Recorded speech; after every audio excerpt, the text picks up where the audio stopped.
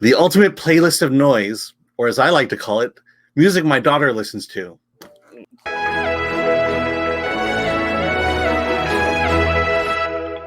Hi, Melanie. I was wearing a kit, and today we review the ultimate playlist of noise, now on Hulu. Marcus, an audio-obsessed high school senior, learns he must undergo brain surgery that will render him deaf, and decides to seize control of his fate by recording the ultimate playlist of noise. It's directed by Bennett Lassiter, stars Madeline Brewer and Jake Weary. This is a movie that I did not expect to like. What did you think of the ultimate playlist of noise? Well, I think that this movie has the unfortunate task of coming out after the Riz Ahmed film Sound of Metal, which of course is for two different audiences. Yeah, you can't help but compare. And the indie version starring Riz Ahmed, that's gritty and feels very realistic, is far more superior than this teen-based. It's a YA movie, basically. It's like a Nicholas Sparks novel. Really, that's what it feels like. It's as if Nicholas Sparks wrote this. So it tackles a lot of serious themes, but it's very. Yeah.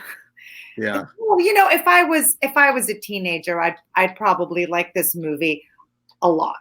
Yeah, it's almost unfair to compare it to the Sound of Metal.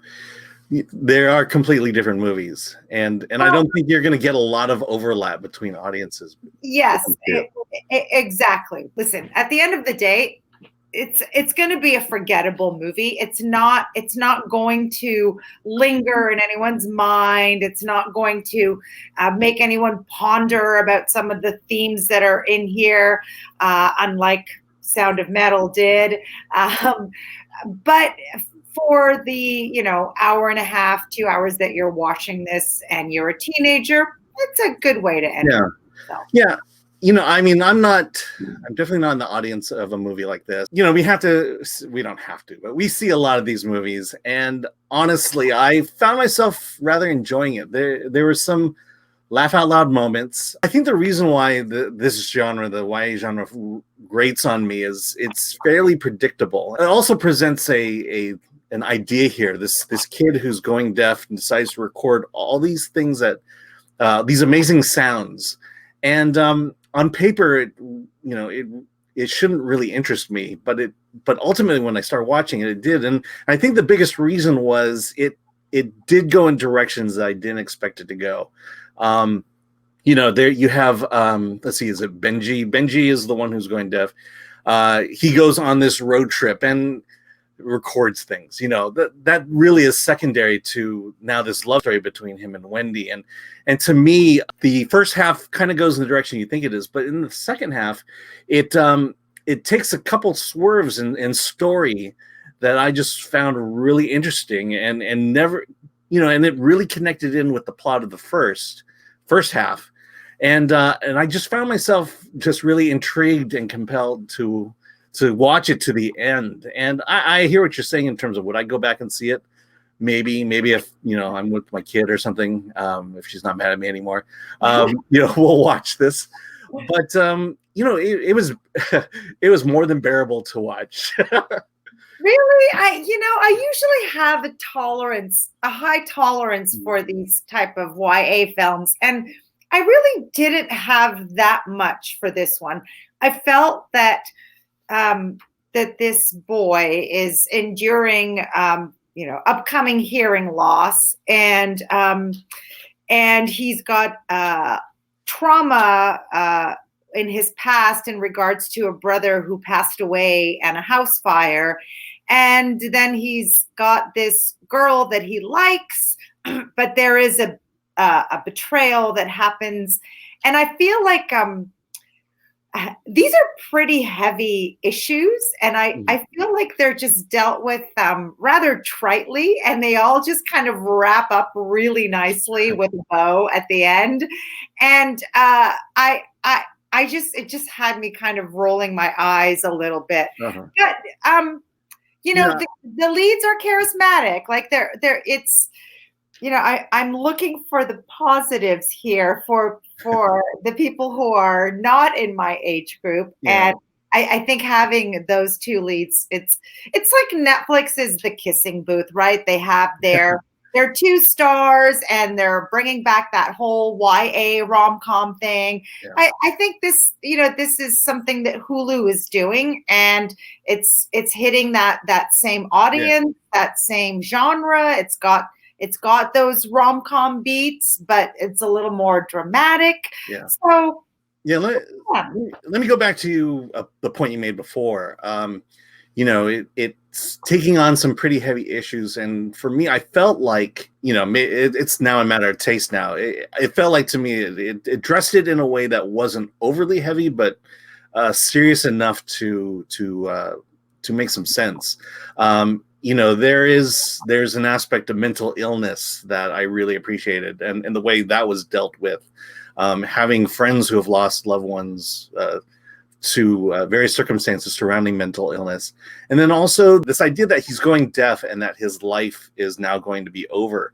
That's been a message that I know the hearing impaired community has been fighting, is this idea that, you know, just because you lost your one of your senses, whether it's sight, hearing, or whatever, it doesn't mean your life is over. You know, it kind of sets that up, but then it pays it off at the end, which I think, you know, which is something I admire. Not to say I'm speaking for that community at all. But Alan, it pays off in the end with like a voiceover going, "Hey, it's not so bad. My life's okay." Well, he is deaf at that point. So. But honestly, I feel like I have no right to point out these things that to me were a little trite, because I do think that for the age group that it's for, it's probably handled in a good way. But it definitely has that kind of that Hollywood glossy version of these issues. You know, Yeah, I mean, you know, there's nothing gritty or like something that is going to really make you think or get really touched by it in the end. But it's not supposed to. They set out to do that anyway. Yeah, and to address that, I mean, the issue there is the fact that, you know, indie films that could tell a story that's more serious, a little more grittier, you know, are they going to get on Hulu? That's ultimately the question. And you know, this one did, and it fit basically. Let's assume that this is the Disney model, since they run Hulu. You know, it fits that model, and I think it is elevated higher than your typical Disney, you know, YA movie. Yes, and I do have to say, and this is not a spoiler, because I don't think the people watching this channel will be the ones that will be tuning in. The one thing that I really appreciated about this film is that the guy does not get the girl.